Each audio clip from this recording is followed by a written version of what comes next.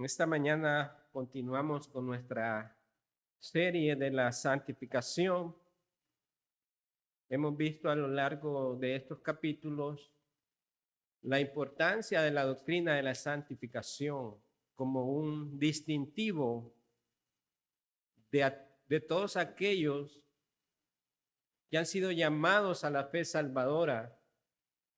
Hemos reconocido en nuestros estudios que la obra del Señor, que fue acordada desde antes de la fundación del mundo para la salvación de sus elegidos, también conlleva en ese plan que se extiende hasta el final de los tiempos, cuando Cristo venga por su iglesia, en ese periodo de tiempo, por decirlo así, intermedio, la manera en que el Señor nos está preparando o está conformándonos a la imagen de Cristo como iglesia, una iglesia santa y sin mancha, por la cual el Señor vendrá.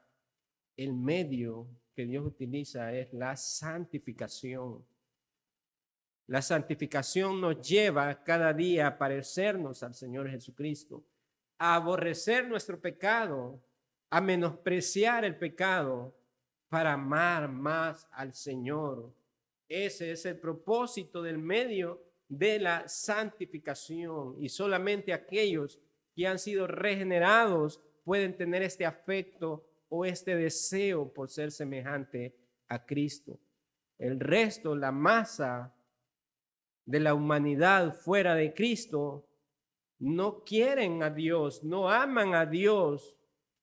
Por lo tanto, su mente y su corazón está entenebrecido. Ellos aman más las tinieblas que la luz. Son aborrecedores de Dios, aunque intelectualmente, aunque verbalmente puedan decir que amo a Dios.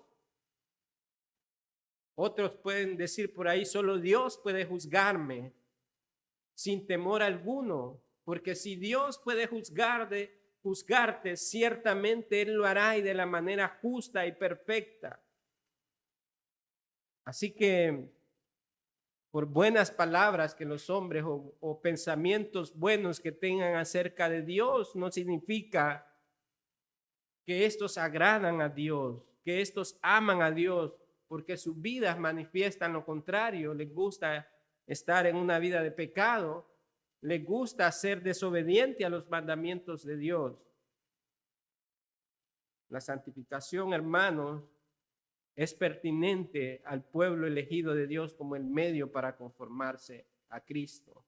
Fuera de ello, no existe otra manera en que los hombres a sí mismos puedan ser santos, santificados.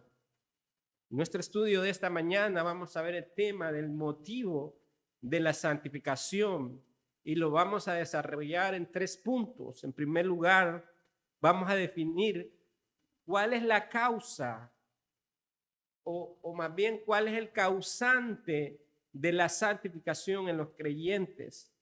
Pero también en segundo lugar vamos a definir a quienes se les ha otorgado esta gran bendición de la santificación.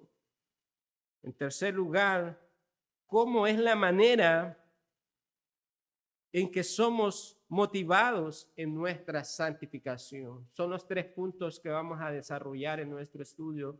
Finalmente vamos a ver algunas consideraciones prácticas para que nosotros progresemos en esta santificación. Entonces dijimos en primer lugar, ¿quién es el que ha causado nuestra santificación? Porque es una persona, no es como un objeto abstracto, es una persona el motivo de nuestra santificación. Y esa persona es únicamente Cristo, el Redentor, el que dio su vida por su pueblo. No existe otra persona en esta tierra que haya nacido de mujer que pueda ocupar el lugar de los hombres. Por lo tanto, todas las religiones que han establecido el fundamento de la filosofía, de la doctrina de hombres, no pueden ser el sustituto de Cristo, porque no pueden salvar a ningún hombre, ni justificarlo, ni presentarlo santo delante de Dios. Ni Mahoma, el profeta de los musulmanes, quien argumentan que fue el arcángel Gabriel que le dio este libro, el libro sagrado para el Islam, que contiene los escritos de Mahoma, los pensamientos. Podemos también hablar de los escritos sobre el budismo, que tiene también esa constitución de religión de los monjes budistas que enseñan lo que Buda les manifestó de cómo podían alcanzar ellos el nivel más alto de santificación y de iluminación. Podemos ir mencionando una tras otra las sectas que están también a nuestro alrededor. Bueno, esas religiones están en esos otros continentes, pero en nuestros propios países tenemos otro sistema de religión como los mormones también. Ellos profesan que también el ángel Gabriel a José Smith le reveló estas tablas de oro que llaman el Libro del Mormón.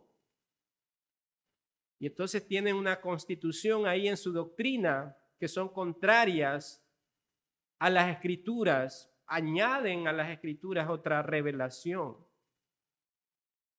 Y ellos afirman tener la verdad. Tenemos sectas como los Testigos de Jehová, que hicieron una nueva traducción de la Biblia, sacando de contexto las palabras que son referentes a la divinidad de Cristo y de la persona del Espíritu Santo, para sostener su doctrina.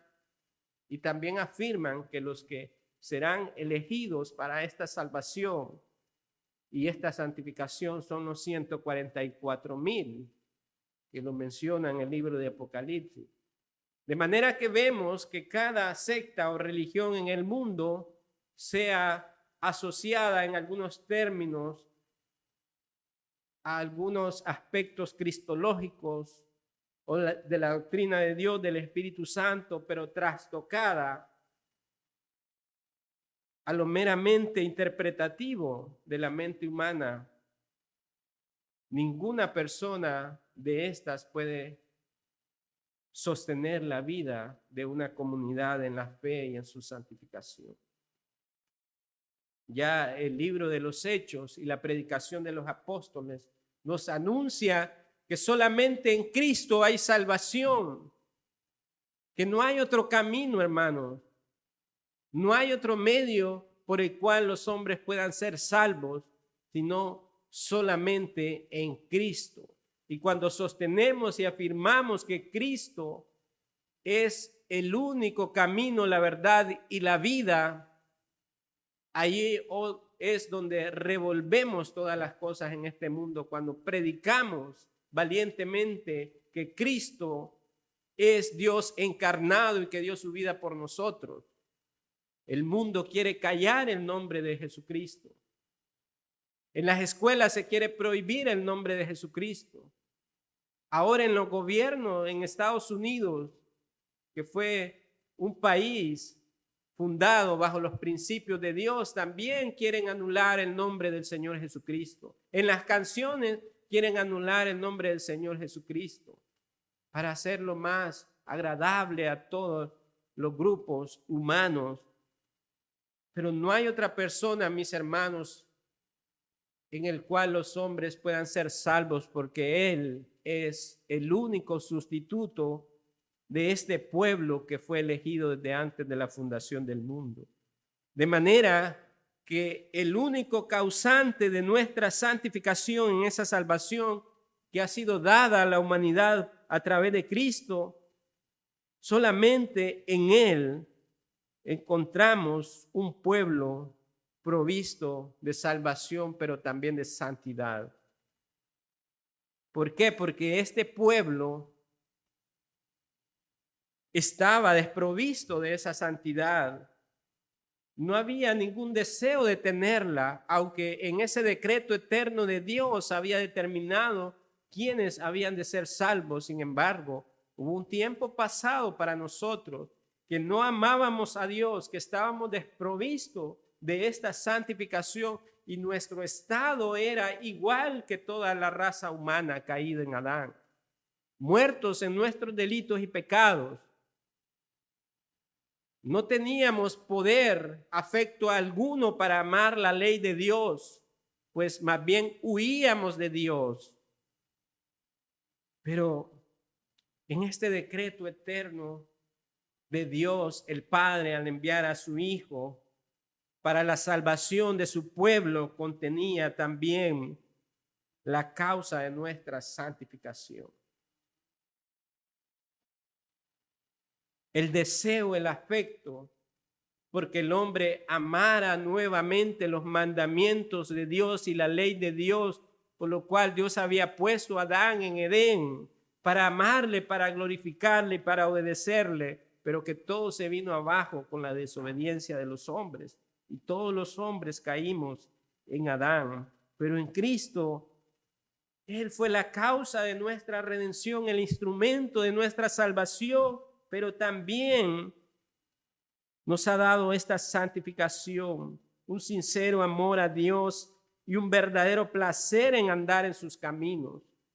Piense usted por un momento, porque las religiones pueden moralizar a los hombres, pueden volver externamente y con algunos aspectos de piedad.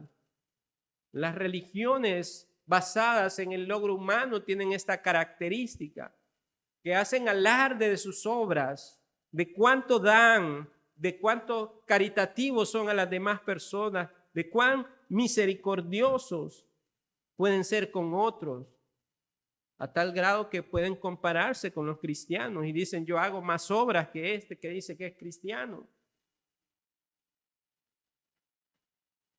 Sin embargo, la motivación es incorrecta de ellos, pues está más motivada por el ego personal, por alcanzar a través de su propio esfuerzo esa santidad y esa justificación delante de Dios. Pero la Escritura nos dice que no hay ninguno bueno, hermano, que nadie se puede justificar delante de Dios.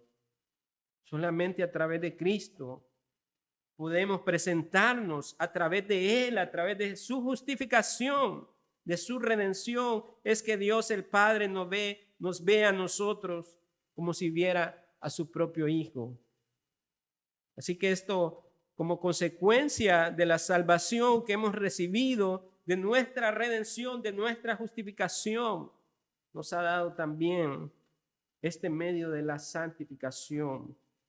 Él no nos ha dejado simplemente en el estado de salvación y vean cómo hacen ustedes para poder sostenerla, como creen muchos, sino también nos ha dado ese medio para completar la obra de redención y de salvación.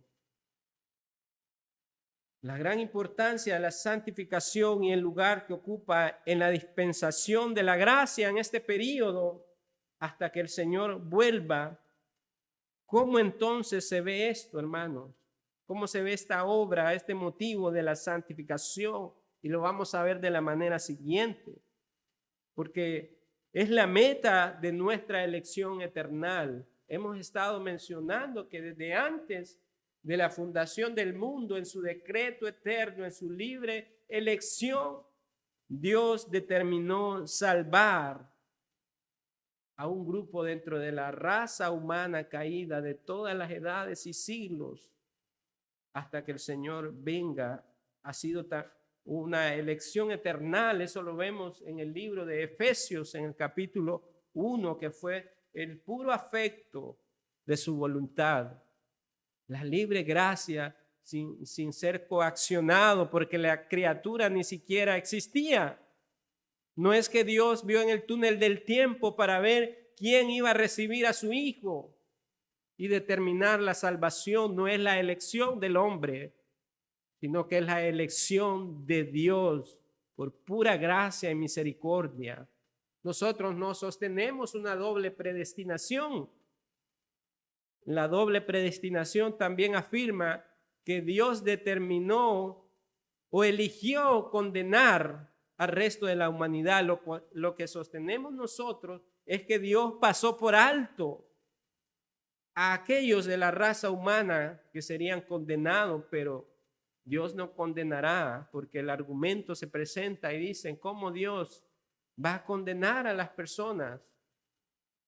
Pero a veces hacemos la pregunta incorrecta. El hombre es pecador desde el principio, por lo tanto, la ira de Dios, su justo juicio está sobre él y Dios no le debe nada a la raza humana.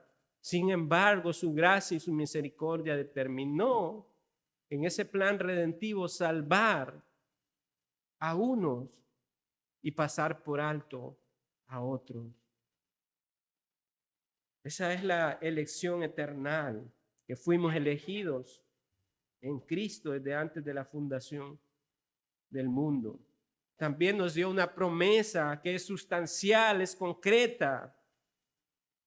La salvación, hermanos, no es como esa piñata, ¿verdad?, que llevamos a un cumpleaños y a ver quién le pega para ver quién recibe los confites y todo eso. La salvación, hermanos, no es potencial, no es a ver quién la agarra, quién la agarra.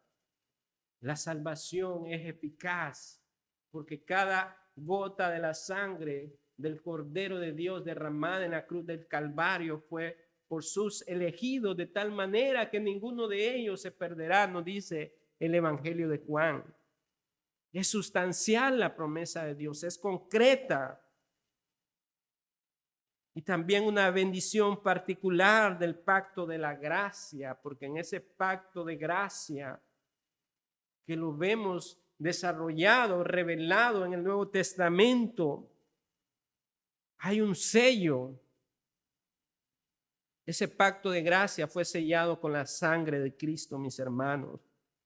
La alianza del nuevo pacto, un fruto precioso de la redención lograda por la sangre de Jesús, el propósito de Dios en la regeneración, la intención principal de la justificación, el alcance de la adopción absolutamente necesaria para la glorificación. Y luego en Romanos 8, la famosa cadena dorada de la salvación nos representa de una manera textual lo que hemos acabado de mencionar, que Dios nos eligió, Dios nos llamó, Dios nos redimió, Dios nos salvó, pero también Él nos glorificará. Por lo tanto, hermanos, la santificación podría definirse correctamente como una parte esencial de nuestra salvación. No podemos menospreciar este llamado de la santificación. No hemos sido llamados como su pueblo a ser personas pasivas que descansan meramente en ese sentido de la salvación, porque el Señor ya me eligió, ya no hay nada más que hacer, me siento y solo cumplo con algunos deberes. No, hermanos, debemos tener cuidado también de nuestra santificación, porque fue provista como ese medio para salvarnos, para preservarnos. ¿Qué le dijo el Señor a sus discípulos en su oración sacerdotal en Juan 17? Orando al Padre, pidiéndole: Padre, yo los envío a ellos en medio de ¿quiénes? De lobos. Sabía del peligro que vendría sobre los discípulos del Señor, que serían perseguidos por el sistema de maldad de este mundo que impera en este siglo malo y perverso. Los cristianos entonces somos sacados del mundo, apartados para Dios, santificados para Dios, pero Dios no nos lleva, ¿verdad?, a una región donde solamente los santos están ahí en alguna montaña, o nos llevó al cielo. No, hermanos, Él nos devuelve a este mundo para hacer luz, para hacer luminaria, para dar testimonio de la verdad, del poder de Dios, en cómo transforma a viles pecadores y los convierte en instrumentos de justicia. Así que Dios nos devuelve a este mundo, pero santificados, apartados para Él, haciendo diferencia. Esa era la oración del Señor. No ruego, dice, por el mundo. No ruego por esto que me diste, para que donde quiera que yo esté, ellos estén ahí conmigo. tuyos son, tú me los diste, dice la oración. Así que la santificación es esencial para nuestra salvación en el sentido macro de la salvación. No porque la santificación nos va a llevar a ganar esta salvación, al contrario, porque somos salvos, nuestro llamado es a estar en una santificación constante para agradar a Dios siendo semejante a Él. Hemos sido librados de la esclavitud del pecado, del poder de Satanás, bajo quien por naturaleza todos nos encontrábamos, hermanos. Toda la raza humana estábamos ahí representados. Por eso es que les menciono, no sostenemos doble predestinación. Sí, la predestinación de los elegidos, pero el resto de la humanidad Dios pasó por alto, dejándolos en su estado caído, pero todos estábamos en ese mismo estado. Fuimos renovados entonces a la imagen de Dios. Debe de estimarse como una gran liberación y una inestimable bendición. No sé cuántas veces usted se detiene a meditar en lo que ha recibido en Cristo. A veces podemos perder la perspectiva de nuestra vida por las ocupaciones, por el afán, por la ansiedad del mundo, y no ver y no contemplar las maravillas de la gracia de Dios en Cristo Jesús que han sido dados a nosotros. Se nos ha sido dada la salvación. Cristo murió por nosotros ocupando nuestro lugar. Se nos ha dado el sello del Espíritu. El Espíritu habita en los creyentes. Nos anhela celosamente para ser conformados a Cristo. Hay un gozo inefable, inagotable, que no cambia según las circunstancias porque no está supeditada a nuestras emociones o las cosas que pasamos. Podemos experimentar gozo como Pablo en sus prisiones, en la tempestad, en el dolor, en la aflicción, porque Él se compadece de nosotros y nos ha dado una paz que sobrepasa todo entendimiento, de manera que en la vida hemos de enfrentar el dolor y la aflicción como parte de esa naturaleza caída en Adán. Pero no estamos sin esperanza. Tenemos todas las promesas de Dios. Entonces veamos el costo de nuestra liberación y la inestimable bendición que hay en ello. Ahora bien, hermanos, la esencia misma de la santificación consiste en participar y disfrutar de esta bendición. No veamos la santificación como aquello que nos quita las cosas que nosotros queremos hacer. Y no veamos la santificación como nuestra bendición. Esa gloriosa bendición de ser partícipe de una nueva naturaleza en Cristo. Esas inclinaciones y afectos religiosos a los cuales Jonathan Edwards hace referencia en su libro sobre los afectos religiosos que han sido cambiados para que nosotros amemos la ley de Dios, los mandamientos de Dios, deleitándonos en ellos. Pero hay un problema cuando nosotros sentimos como gravosos los mandamientos de Dios. Sentimos como amenaza para nuestra vida y debe de haber un detector ahí, una emergencia que nos haga evaluar nuestra vida. ¿Por qué estamos sintiendo gravosos los mandamientos de Dios? ¿Por qué siento gravoso reunirme en el día del Señor, en el culto al Señor?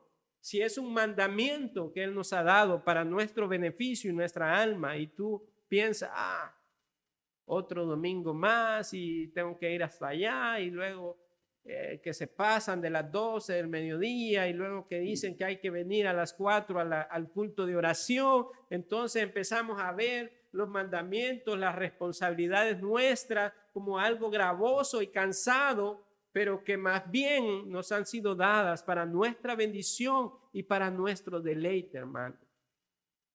Ese es el propósito de nuestra salvación, y el medio que Dios está utilizando para santificarnos es participar de estas actividades y estas gracias, estos medios de gracia.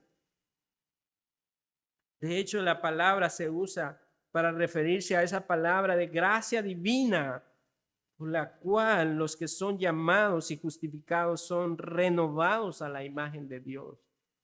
Es una gracia divina, hermanos, que nos hace participar de manera deleitosa, con gozo, de todo lo que Dios nos manda que hagamos, porque esa es la esencia de nuestro llamamiento y de nuestra justificación. El efecto de esta obra gloriosa es la verdadera santidad o conformidad a las perfecciones morales de la deidad. Es decir, amar a Dios y deleitarse en Él debe ser la razón principal que nos motiva en esta vida, hermano. ¿Qué nos dice el catecismo? Es una de sus primeras preguntas. ¿Cuál es el fin principal del hombre? Glorificar a Dios y disfrutar de Él para siempre. Ese debe de ser el fin principal para nosotros en esta vida presente. Amar al Ser Supremo es totalmente contrario a las inclinaciones de la naturaleza corrupta, porque como la depravación natural consiste en una adversión, en una oposición a la santidad de Dios. Todo hombre nacido en Adán, hermanos, por lo menos ahora que hemos sido rescatados, podemos recordar ese pasado, éramos adversos, enemigos de la ley de Dios, infractores de la ley de Dios, huíamos de Dios. Ay, viene aquel a predicarme el evangelio, ay, viene aquel, aleluya, ay, viene aquel agua fiesta, y muchos éramos resistentes al evangelio. Vez tras vez escuchábamos el evangelio y nosotros hacíamos oídos sordos, huíamos de Dios. Pero qué gracia y qué gran bondad que Dios vez tras vez nos mandaba a sus mensajeros, su palabra, porque era el instrumento, es el instrumento por el cual llama a sus elegidos la predicación del evangelio, y la semilla de la palabra de Dios cae en esa tierra y a su tiempo da fruto, un fruto de arrepentimiento, un cambio de naturaleza, un nuevo corazón, una nueva vida. Y luego vemos a aquel hombre que era resistente y adverso a Dios y a su ley santa. Lo vemos que ama sus mandamientos, que ama estar en la casa del Señor, ama servir a sus hermanos, ama glorificar a Dios en todo lo que hace, en su familia, en su trabajo. Todo lo contempla que es para la gloria de Dios, que es el fin principal. Esa es la obra más extraordinaria que puede suceder en un pecador. Entonces, hermanos, hemos visto que la causa de esta santificación está en la persona del Señor Jesucristo, en esa obra de salvación, en entregarse por nosotros, pagar el precio por nosotros. También se nos ha sido otorgada la santificación como bendición nuestra, como deleite, porque cada vez, el deleite está en que cada vez aborrecemos nuestro pecado y amamos más a Dios. Ese es el deleite que hay en nuestra santificación. En segundo lugar, hermanos, a quienes se les ha otorgado la bendición de la santificación. Y las personas a quienes se les ha otorgado esta bendición de la santificación son aquellas que son justificadas, que se encuentran en un estado de aceptación con Dios.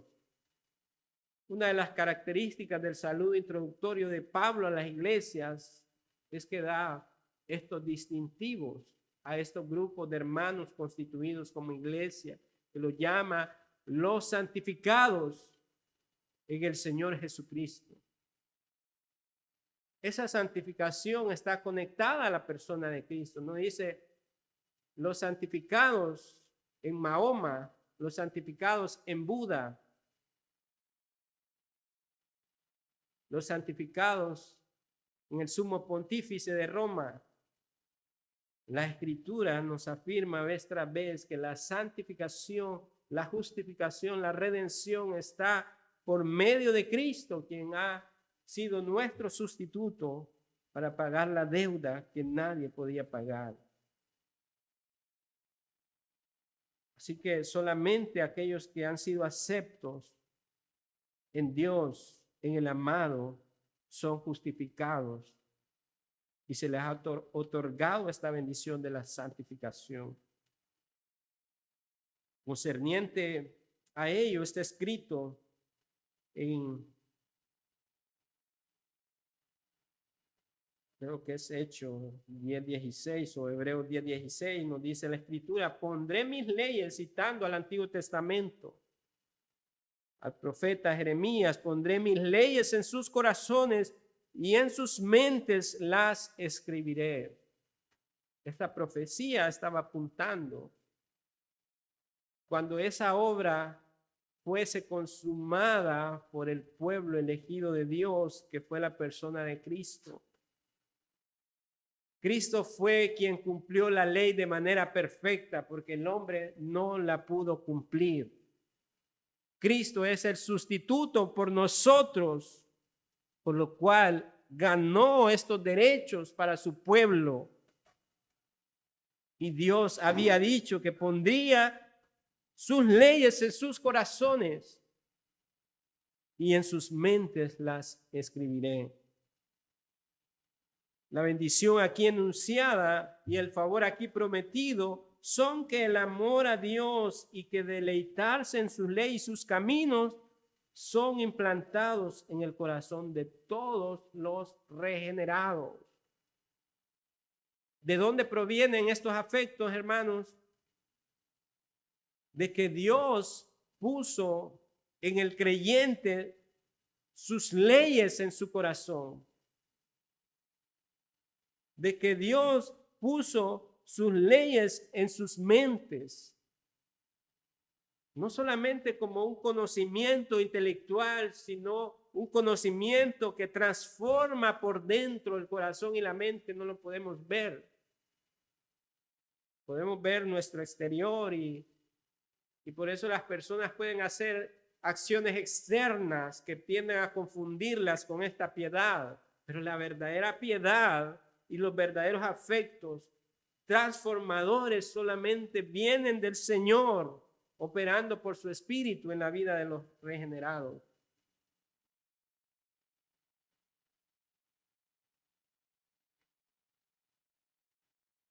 Esas almas felices que poseen la bendición invaluable y son libradas del dominio del pecado, hermano. Dios pone su ley en nuestro corazón y nuestra mente. ¿Qué hace esa ley, hermanos, en la vida del creyente? Ya vamos a ver más adelante en el último punto cómo desbaratamos ese sistema que predomina mucho en las iglesias de hoy en día contra la ley de Dios, el rechazo a la ley de Dios por decir no estamos en el antiguo pacto, entonces rechazamos la ley de Dios y eso los convierte como en antiley. Pero el creyente no es llamado a rechazar la ley de Dios, al contrario, es llamado a obedecerla, a cumplirla y amarla, porque esto glorifica a Dios, porque la ley no es mala, hermanos, la ley es santa y es perfecta, nos dicen los salmos. El problema es que el hombre es el malo, el corrupto, y no puede cumplir la ley de Dios. Pero Dios no ha eximido a su pueblo de no ser obediente, o peor aún, de que rechace su ley santa, su ley moral, los 10 mandamientos expresados, lo que se le conoce como el decálogo de Dios. Estas almas felices que poseen la bendición invaluable, es invaluable, hermanos, porque hemos sido librados del dominio del pecado. Ya no estamos bajo la ley. ¿En qué sentido, hermano? Ya no estamos por nuestras propias fuerzas. Porque antes la ley nos condenaba. Pero ahora, ¿qué hizo esa ley en la gracia de Dios al elegirnos? Fue el tutor que nos llevó a Cristo, nos dice Pablo. Fue el tutor que nos llevó a Cristo. Fue lo que nos reveló nuestro pecado, que éramos codiciosos, que éramos mentirosos, que éramos idólatras. La ley de Dios reveló nuestro pecado en esa operación de la gracia de Dios espiritualmente en nuestras vidas. Pudimos ver en nuestra mente, pudimos ver en el corazón cómo transgredimos la ley de Dios. Eso es que Dios la escribió en nuestra mente y corazón para llevarnos al arrepentimiento, a la persona de Cristo. No estamos bajo la ley ahora, hermanos, en Cristo. Ni buscan justificación por medio de ella, ni están expuestas a su maldición, aquello que era maldición para nosotros. Ahora es nuestra bendición porque hay un medio que es Cristo, quien lo hizo posible para nosotros. Dios nos ve a través de la persona de Cristo como cumplidores perfectos de su ley, porque Cristo la cumplió por nosotros. Si nos vemos a nosotros mismos, entonces sí estamos desprovistos de esa capacidad y ese poder de obedecer los mandamientos de Dios. Ya no estamos bajo maldición, ahora estamos bajo la gracia de Dios, completamente justificados por el favor de Dios, y ahora vivimos bajo la poderosa influencia de su Espíritu. Este texto implica claramente que todos los que están bajo la ley como un pacto, o aquellos que están buscando aceptación del juez eterno a través de sus obras, están aún todavía bajo el dominio del pecado. Y usted ve el judaísmo ahí todavía insistiendo por las obras de la ley. Y era un problema también que atacaba a la iglesia del primer siglo, y las cartas apostólicas están llenas de estos falsos maestros que introducían herejías, que querían llevar al pueblo a practicar aún los rituales físicos de la ley, como la circuncisión, que Pablo lo denuncia en su carta a los Filipenses capítulo 3 y lo llama como perros, malos obreros, mutiladores del cuerpo. Todavía en el presente la iglesia debe luchar y combatir contra estas sectas, como los judaizantes modernos, que a la fuerza se quieren unir a esa raza, a ese linaje judío, e inventan cosas. Y son inditos, ¿verdad? Como nosotros. Apellido Pérez. Bueno, no ofendemos si alguien se llama Pérez, pero estamos poniendo como ejemplo, ¿verdad?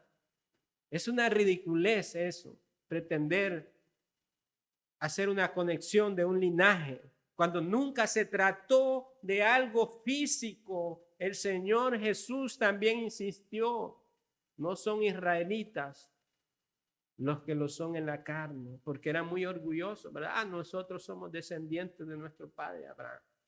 Así rechazaban al Mesías. Pero el Señor, no se trata de un linaje en la carne, no se trata de un orgullo étnico. Los israelitas lo son en el espíritu, como la promesa que Dios hizo al patriarca Abraham, que su descendencia sería más grande que las estrellas que ves en los cielos si las puedes contar, más grande que la arena del mar si la puedes contar, una gran multitud que nos habla Apocalipsis 7 de toda lengua, tribu, raza y nación. Ese es el pueblo verdadero de Dios justificado en Cristo. Así que insistir en estas obras de la ley, añadirlas al sacrificio de Cristo, no es algo tolerable, hermanos. Y la carta de Gálatas tiene ese énfasis. Que Pablo le decía, ¿quién os fascinó? ¿Quién nos llevó a estas obras de la ley? habiendo comenzado por el Espíritu, les dice, vais a acabar por las obras de la carne. Así opera todo sistema religioso basado en las obras humanas y el mérito humano. Añaden vez tras vez cosas a la obra consumada que es de Cristo. Pero si añadimos, aunque fuera un 0.1% a esa salvación, ya deja de ser por gracia, ¿verdad? Porque si es por gracia, es eso mismo, no la merecíamos, pero Dios nos la ha dado a través de Cristo. Así que, hermanos, ¿cómo podemos considerar el tema con más claridad aún? Debemos ver esta obra de nuestra santificación que tiene que ser realizada partiendo de un principio correcto, hermanos. Realizada siguiendo una regla correcta y con la intención de lograr un fin correcto. Tiene que ser realizada partiendo de un principio correcto, basado en el amor de Dios, en la misericordia de Dios. El gran mandamiento de la ley inmutable es: amarás al Señor tu Dios. Cualquier otra obra realizada partiendo de otro principio, no importa cuántos aplausos o reputación humana tenga, no es aceptable a aquel que escudriña la mente y el corazón de los hombres. También tiene que ser realizada siguiendo una regla correcta. Esta es la voluntad revelada de Dios.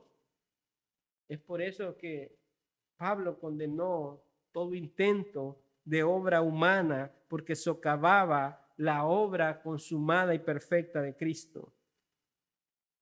Su voluntad es la regla de la justicia, hermanos. En particular, la ley moral es la regla de nuestra obediencia. Es un sistema completo de deberes y es considerada moral e inmutablemente la norma de nuestra conducta. Así que debe de haber una regla correcta y es el estándar divino de Dios. Es su ley santa, su voluntad revelada en las Escrituras. Fuera de las Escrituras, ningún hombre, ningún creyente en la iglesia es llamado a someter su alma y su conciencia fuera de las Escrituras. Es lo que llevó a Martín Lutero en Wittenberg a levantar solamente la Escritura, porque su conciencia estaba cautiva a la palabra de Dios y no al Papa, a ningún dogma de los hombres. Pero también su intención debe ser lograr un fin correcto. ¿Cuál es el fin correcto que debe motivarnos a esta santificación, sino la gloria del Supremo Dios? Ese es el fin por el cual nosotros progresamos en nuestra santificación. No es ni para nosotros mismos, aunque obtenemos el beneficio, sino para dar gloria al Señor. Que todo lo que respira alabe al Señor. Nos dice 1 Corintios 10:31, hacerlo todo para la gloria de Dios. Ese es el mandato inaplazable del Altísimo. Como este es el fin por el cual Jehová mismo actúa en todas sus obras, tanto de providencia como de gracia, es el fin más elevado al que podemos aspirar, hermano. Toda la creación alaba al Señor, pero con el que ha tenido problemas el Señor en su creación es con el ser humano, que le ha robado su gloria, que menosprecia, que no alaba su nombre, pero es a través de esa gracia de Dios derramada en Cristo es que los hombres nuevamente, como esas criaturas vivientes, como esas almas vivientes, encuentran ese deleite en glorificar al Ser Supremo, el Creador. Así que, hermanos, quedan excluidos los hombres caídos porque ellos no pueden amar a Dios solamente a través del mediador de este pacto de gracia. Los hombres pueden volver a recuperar la paz que se había perdido en Edén porque desde Edén el hombre es un enemigo de Dios y está en constante guerra contra Dios. Pero en Cristo Dios puso fin a esa guerra en su pueblo y ahora somos un pueblo, una familia de Dios, un pueblo adquirido, una nación escogida, porque hay paz entre Dios y su pueblo. Entonces, para que el hombre pueda tener esa paz, es únicamente a través del evangelio que al hombre se le es revelado todo lo necesario para el arrepentimiento y la fe en Cristo. Y es ahí donde hay un cese de esa guerra, de esa enemistad entre Dios y el hombre, porque Cristo ha hecho la paz entre Dios y los hombres. Finalmente, en nuestro tercer punto, ¿cómo es la manera en que somos motivados en nuestra santificación? Una vez, hermanos, que hemos nacido de lo alto por voluntad divina, nuestro hombre interior se deleita en la ley de Dios, nos dice Romanos 7:22. Ese hombre que ha nacido de lo alto anhela habitualmente conformarse más y más a esa ley de Dios, porque es una imitación de la pureza divina, así como una revelación de la voluntad divina. Cuenta ahora con ese principio generoso que lleva a la acción, a amar a Dios sobre todas las cosas. Así también vosotros, hermanos míos, nos dice Pablo en Romanos 7, versos 4 y 6. Así también vosotros, hermanos míos, habéis muerto a la ley mediante el cuerpo de Cristo, pero ahora estamos libres de la ley por haber muerto para aquella en que estábamos sujetos. Ahí es donde se confunden muchos de estos hermanos antinominianos, antiley de Dios, porque ahí está. Ahora estamos libres de la ley, Pablo lo dice ahí en Romanos. Ya no estamos sujetos a esa ley. Pero el error y la confusión está en no comprender cómo es que Dios utiliza su ley santa, su ley moral, porque la gente piensa que nos referimos a aquellos rituales, los ritos civiles, ceremoniales del antiguo pacto, esos que cesaron ya porque eran sombra y figura de lo que había venir, que representaban a Cristo como el Cordero pactual. Cuando nos referimos a la ley de Dios, no estamos hablando de esos ritos antiguos del pasado que ya no tienen sentido porque en Cristo se cumplieron esas sombras y figuras. Nos referimos a la ley moral de Dios, sus 10 mandamientos.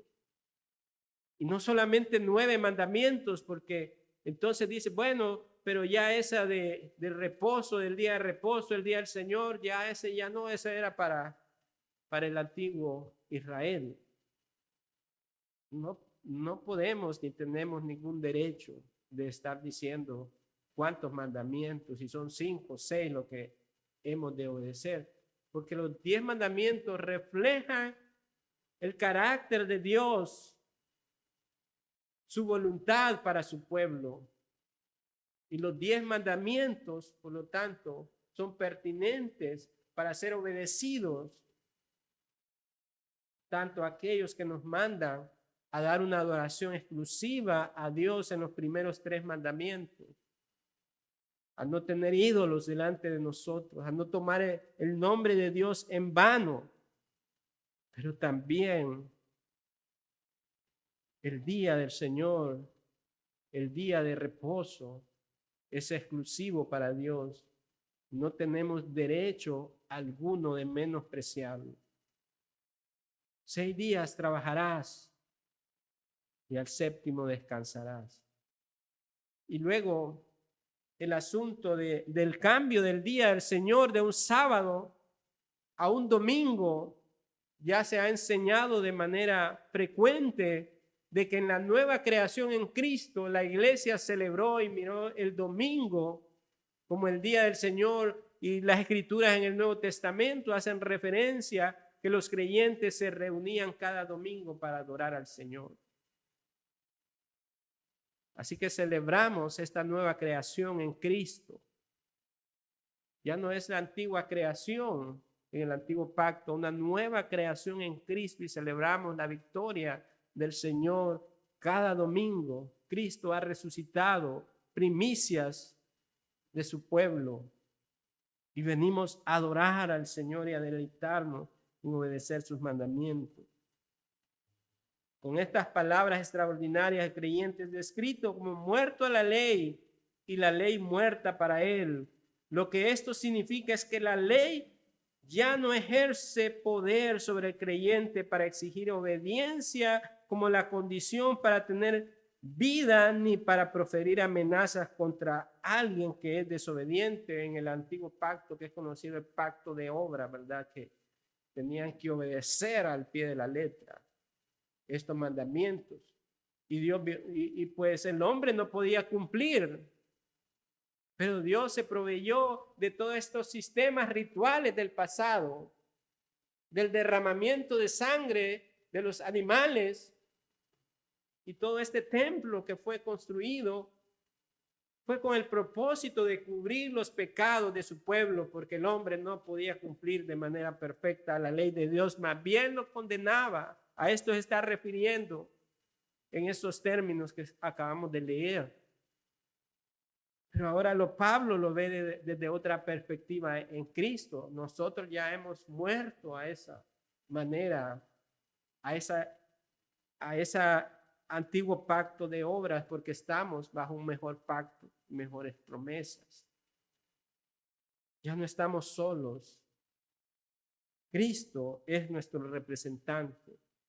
De esa manera también ellos fueron librados, los creyentes del pasado, porque por la fe miraban al futuro en esa simiente prometida en el Salvador de su pueblo. Así que ya no estamos bajo amenaza en ese sentido.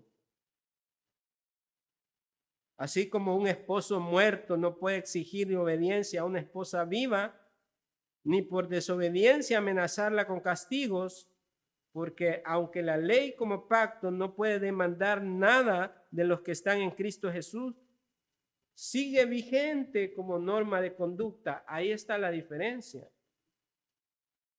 La ley sigue vigente como norma de conducta, porque en la mano de Cristo es de gran provecho para los creyentes y para los santos más desarrollados.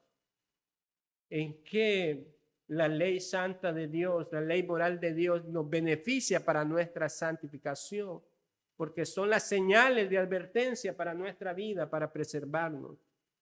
Porque sin ley, hermanos, el pueblo hace lo que quiere, como vimos en el libro de los jueces. Pero reconocemos que hay un rey gobernante que pagó con precio caro, derramando su sangre, el precio que se nos pagó por nosotros liberarnos de la esclavitud fue la sangre de Cristo. Por eso Él es rey gobernante sobre nuestra vida.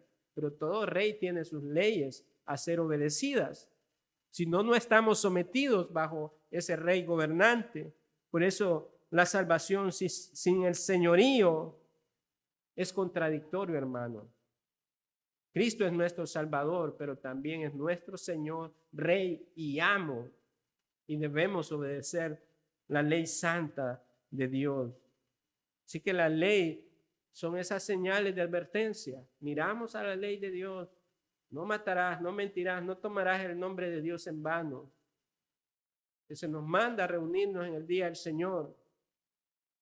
Entonces nos da las advertencias para nosotros continuar en la dirección correcta, mirando su santa ley.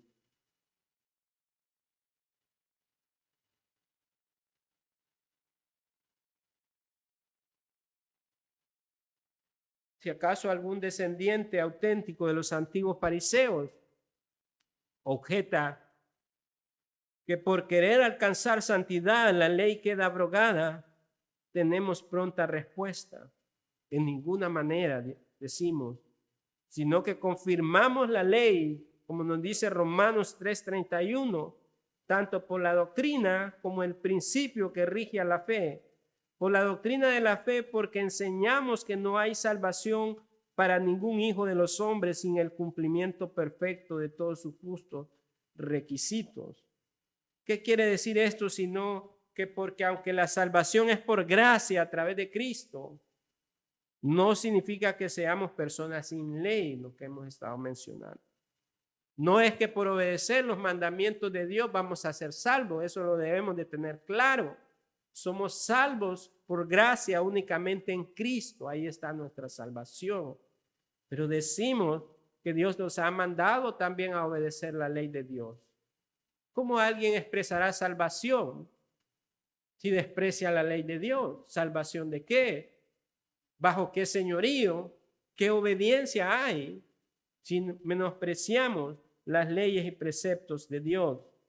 A eso nos referimos, hermanos. Somos obedientes a la ley de Dios, producto de esa salvación en Cristo. Amamos los mandamientos de Dios. Nos deleitamos en los mandamientos de Dios. Por lo tanto, si alguien pretende creer en Cristo, amar su nombre y disfrutar de comunión con Él, pero no acostumbra a tener en cuenta sus mandamientos, nos dice la carta de 1 Juan 2:4. Nos dice, es mentiroso, el tal es mentiroso y la verdad no está en él. En Juan 15 encontramos también al Señor Jesucristo mencionando de que si amamos sus mandamientos, debemos guardarlos, debemos obedecerlos. Así que es un mentiroso y la verdad no está en él, aquel que dice que ama al Señor y no obedece sus mandamientos. Porque nuestro Señor nos advierte también que la razón por la cual alguien no guarda sus mandamientos, entonces es porque no lo ama, hermano. Aunque profese lo contrario, ¿verdad? Es como cuando las parejas, ¿verdad? Alguien quiere pretender a una persona y le dice cosas bonitas y que todas las cosas, pero no refleja en las acciones las palabras que dice. Es lo mismo, hermano. No es amor lo que no es amor lo que no induce a la obediencia, hermano. Son meras palabras que las lleva el viento. Tampoco es digno del nombre de obediencia, la cual nace del amor. Pretender amar sin obedecer es fragante hipocresía, y obedecer sin amar no es más que esclavitud o legalismo, ¿verdad? Podemos estar obedeciendo los mandamientos de manera gravosa, pero eso es legalismo. El amor verdadero se refleja en que amamos su ley y sus mandamientos de manera pura, con un corazón sincero. El Evangelio solo puede darnos los principios y motivos para la obediencia que nos cause disfrutarla. Cuando conocemos la verdad que es Jesús, entonces y solo entonces los caminos de sabiduría serán siempre los caminos del contentamiento. Entonces la fe obrará por amor a Dios y a nuestro prójimo. Y en esto se resume el mandamiento, dice el Señor. Amarás al Señor con toda tu fuerza, con todo tu corazón, con toda tu mente, y amarás a tu prójimo como a ti mismo. Así que hemos visto estos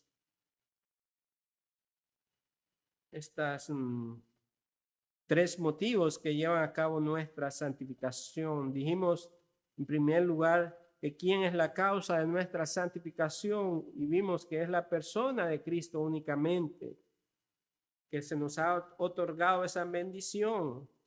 También, en segundo lugar, a quienes se les ha otorgado la bendición de la santificación, y es a los creyentes, a la iglesia del Señor. Fuera de esa gracia en el pacto del Señor, ninguna persona será justificada ni podrá tener esa bendición, solamente en Cristo como el mediador. En tercer lugar, Vimos cómo es la manera en que somos motivados en nuestra santificación, que Dios ha escrito en nuestra mente sus leyes, sus mandamientos y en nuestro corazón.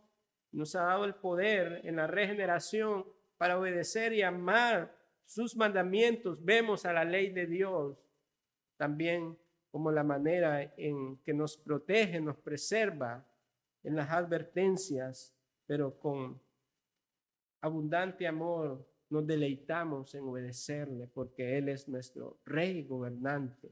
Amén. Oremos en esta mañana, hermanos.